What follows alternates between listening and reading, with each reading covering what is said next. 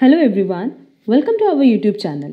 हमारा आज का session Delhi university entrance test 2022 से रिलेटेड है, जहां हम लोग एमकॉम एंट्रेंस एग्जाम से रिलेटेड कुछ इंपॉर्टेंट एमसीक्यूज पे डिस्कशन करने वाले हैं। हमने ऑलरेडी कुछ इंपॉर्टेंट एमसीक्यूज से रिलेटेड क्लासेस अपलोड की हुई हैं। अगर वो क्लासेस अभी तक आपने नहीं कवर की है तो सबकी लिंक आपको डिस्क्रिप्शन बॉक्स में मिल जाएगी।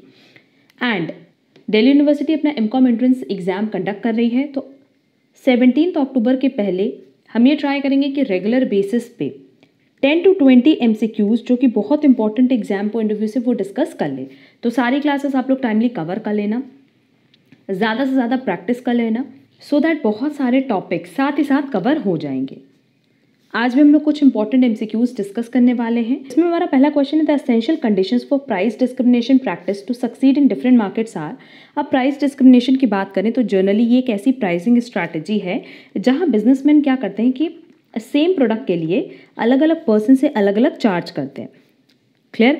मतलब गुड और सर्विसेज जो भी वो प्रोवाइड करे वो तो सेम होगी, बट उसी सेम गुड और सर्विसेज के लिए वो अलग अलग मार्केट प्लेस में अलग अलग चार्ज करते हैं। मतलब डिफरेंट कस्टमर से आप डिफरेंट चार्ज कर रहे हो।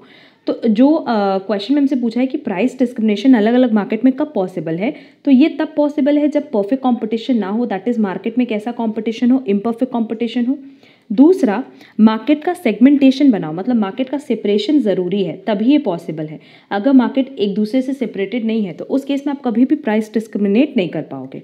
And third, elasticity of demand भी यहाँ बहुत इंपॉर्टेंट रोल प्ले करती है, क्योंकि जो लोग कम इनकम ग्रुप वाले, मतलब जो कम इनकम जनरेट कर रहे हैं, वो नो डाउट कोशिश करेंगे कि वो लेस एक्सपेंडिचर में ज़्यादा से ज़्यादा परचेज कर पाए।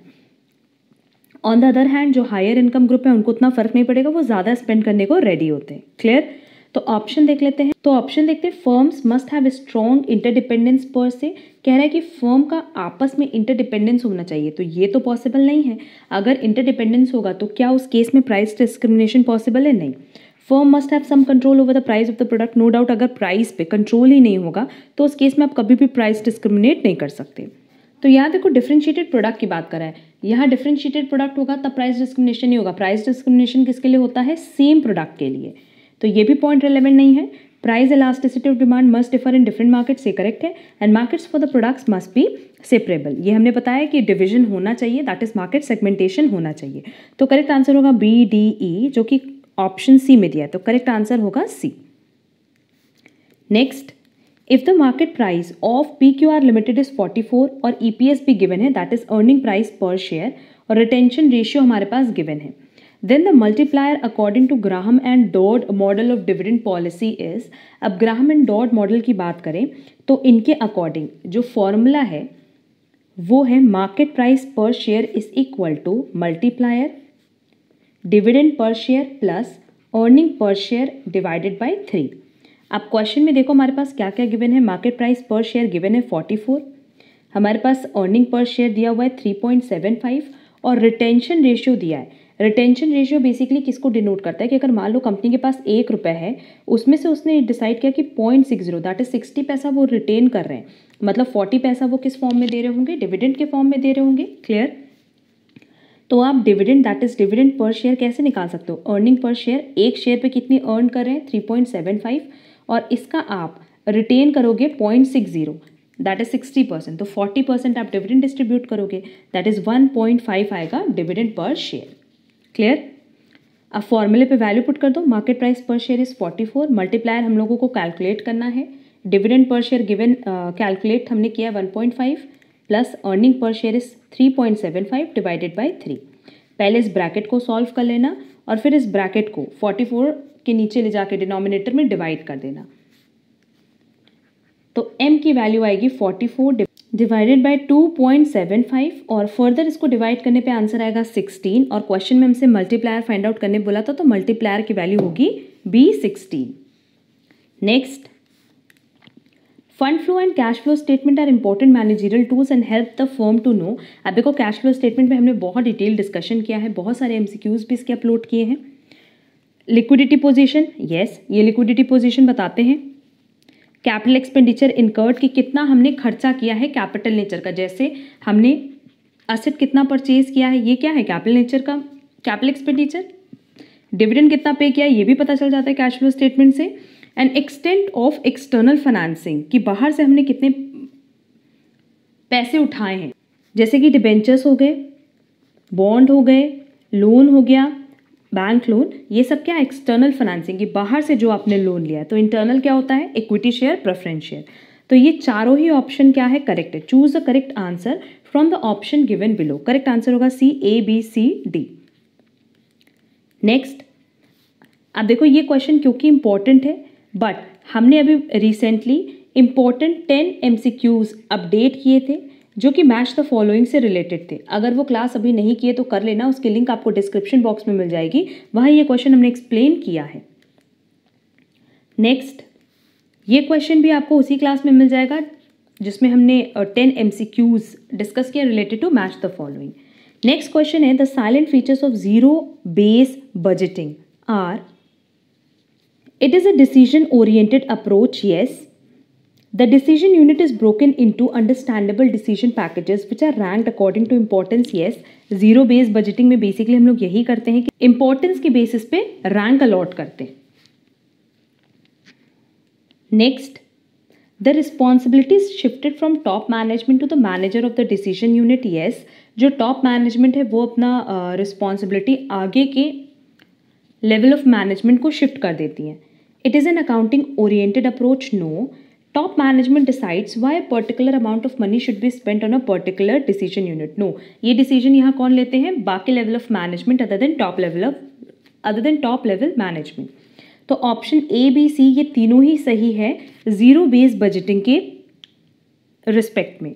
तो ऑप्शन देखते हैं, choose the correct answer from the option given below. Correct answer होगा B, A, B and C only. Next, entrepreneurs who are characterized by a refusal to adopt opportunities and make changes in production systems even it affects the return of the organization।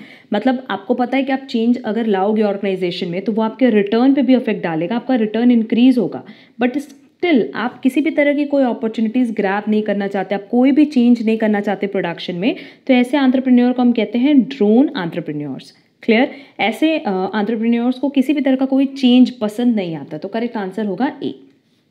Next, an outlier does not affect which of the following statistical measures, quartile range, standard deviation, median, regression coefficients. Choose the correct answer from the options given below. देखो सबसे पहले तो outlier का मतलब क्या होता है कि ये एक ऐसा डेटा पॉइंट है जो कि ये बताता है कि दूसरे ऑब्जर्वेशन से पहले ऑब्जर्वेशन की कितनी डिस्टेंस है। क्लियर, मतलब दो ऑब्जर्वेशन जब होगा तो दोनों ऑब्जर्वेशन के बीच में कितना गैप है, कितना डिस्टेंस है, उसी को हम कहते हैं आउटलायर। तो आपको बताना है कि आउटलायर किस किस स्टैटिस्टिकल मेजर को अफेक्ट नहीं करता है। ये क्वार्टाइल रेंज है और then standard deviation, then median, then regression coefficient. देखो मीडियन को तो बिल्कुल भी नहीं करेगा क्योंकि मीडियन क्या होता है, मिड वैल्यू होता है, तो इसके और इसके बीच की वैल्यू कभी भी मीडियन को अफेक्ट नहीं करेगी। और ये क्वार्टाइल रेंज नहीं, ये इंटर क्वार्टाइल रेंज है, ठीक है। तो इंटर क्वार्टाइल रेंज का फॉर्मूला क्या है, Q3 माइनस Q1। तो अगेन ये क्या आ रहा है, मीडियन, और मीडियन को कभी भी आउटलायर अफेक्ट नहीं करती। तो करेक्ट आंसर होगा B, A and C only. Next, when is the finite population multiplier expected to be approximately equal to 1? इसका करेक्ट आंसर होगा n is greater than equal to 20n, और इस पे हमने पहले डिस्कशन किया हुआ है। Next, theory of international trade promotes increase in demand for exportable products, no. Rise in prices and volumes, yes. Improvement in quality of products, yes. Reduction in prices and increase in quality for consumer. अगर international trade की बात करें तो ये price rise में and volume rise में, मतलब अगर वॉल्यूम राइज हो रही है उसके साथ साथ प्राइस भी राइज हो, इसको भी प्रमोट करता है।